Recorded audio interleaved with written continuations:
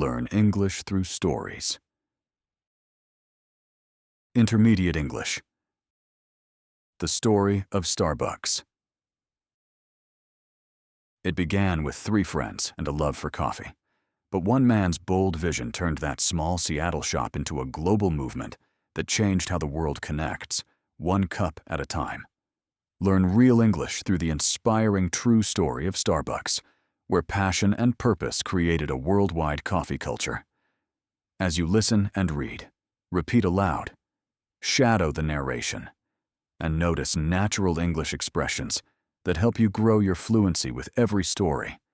Grab a cup of coffee, and let's not just study English, but live it through stories. 3 friends, 1 idea. Once, there were 3 friends in Seattle: Jerry Baldwin, Zev Siegel, and Gordon Boker. They all loved coffee. Not just any coffee, but rich, dark, flavorful coffee. They dreamed of bringing the best coffee beans from around the world to their city. This was the beginning of a very big idea. A name from the sea. Every great story needs a name. The friends thought about their city, Seattle, a port city with a deep connection to the sea.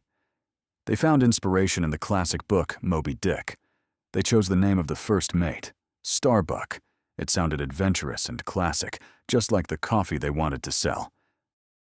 The first store. In 1971, the dream became real. The 3 friends opened their first store in Seattle's famous Pike Place Market.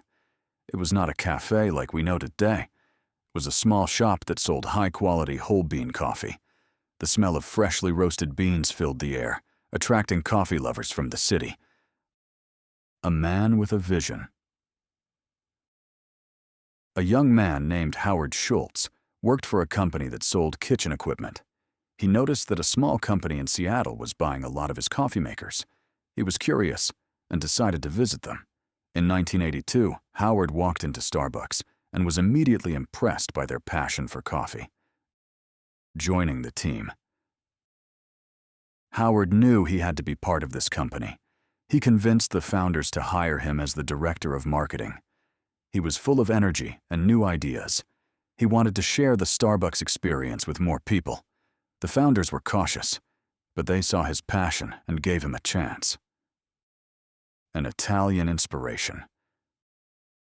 A business trip to Milan, Italy, changed everything for Howard. He saw the Italian espresso bars. They were more than just places to get coffee. They were community gathering spots where people talked, relaxed, and connected. He saw people enjoying espresso, cappuccinos, and lattes. He had a powerful new idea for Starbucks. The third place. Howard returned to Seattle with a new vision. He wanted Starbucks to be a third place for people, a comfortable, welcoming space between home and work, a place where people could enjoy a great cup of coffee and connect with others. He wanted to sell coffee by the cup, not just by the bag. A different path. The founders, however, wanted to stay focused on selling coffee beans. They were not sure about Howard's café idea. They believed the company's identity was as a retailer of fine coffee, not a coffee bar.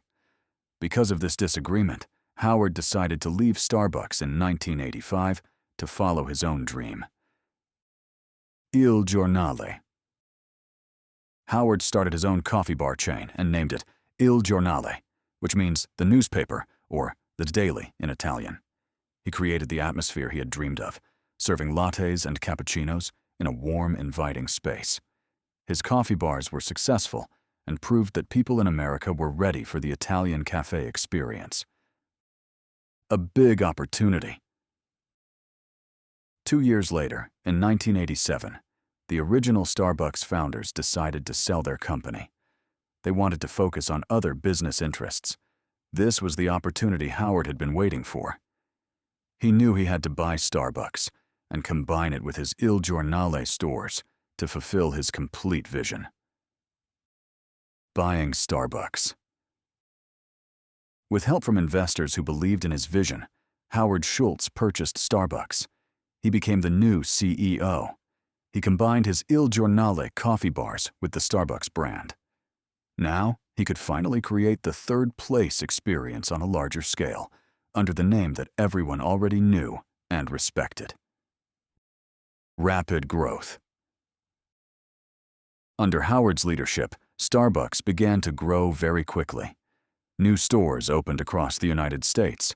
People loved the combination of high-quality coffee and a comfortable atmosphere. Each new store was designed to be a welcoming place for the community, a familiar and friendly spot to relax or work. Going public. The company's success was clear. In 1992, Starbucks became a public company, selling shares of its stock on the stock market. This was a huge milestone. It provided the money needed for even faster growth, both in America and around the world. The little coffee bean shop was becoming a global brand. A cool new drink. In 1995, Starbucks introduced a new drink that would become an icon, the Frappuccino. This blended beverage of coffee, milk, ice, and flavorings was first developed by the Coffee Connection café chain, which Starbucks acquired in 1994. After adding its own creative touches, Starbucks turned the Frappuccino into a worldwide favorite. It attracted a new, younger generation of customers and showed that Starbucks could innovate and create popular new products.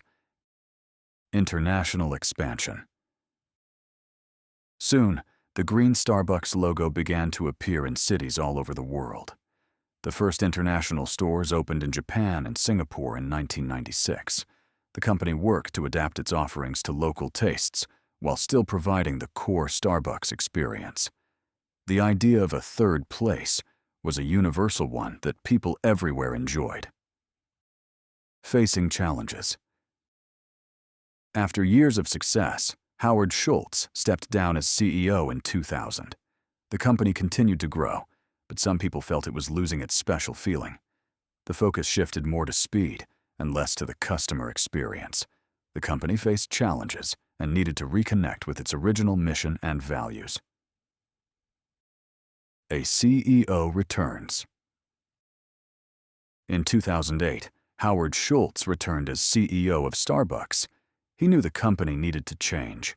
He made difficult decisions, including closing hundreds of underperforming stores. His goal was to bring the focus back to high-quality coffee and the customer experience, the soul of the company. He wanted to make every store feel special again. Focus on technology. The world was changing, and Starbucks changed with it. The company invested heavily in technology to make things more convenient for customers. They introduced the Starbucks Rewards program and a mobile app. This allowed people to pay with their phones, order ahead, and earn free drinks and food. The mission.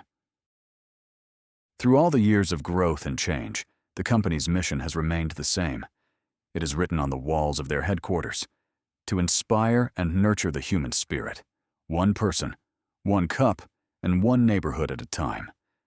This mission guides every decision the company makes. One person. The first part of the mission is about the individual. It's about the connection between the barista and the customer. It's about remembering a person's name and their favorite drink. It's about creating a small moment of positivity in someone's day, making them feel seen and valued. One cup. The one cup part of the mission is about the commitment to quality. It starts with sourcing the best coffee beans ethically from farmers around the world. It continues with expert roasting and the skill of the barista who crafts each drink perfectly. Every single cup is meant to be the best it can be. One neighborhood. Finally, one neighborhood at a time is about the store's role in its community. Each Starbucks is meant to be a local gathering place, a part of the neighborhood. The company encourages its employees to volunteer and works to create a positive impact in the communities it serves around the globe. A global giant.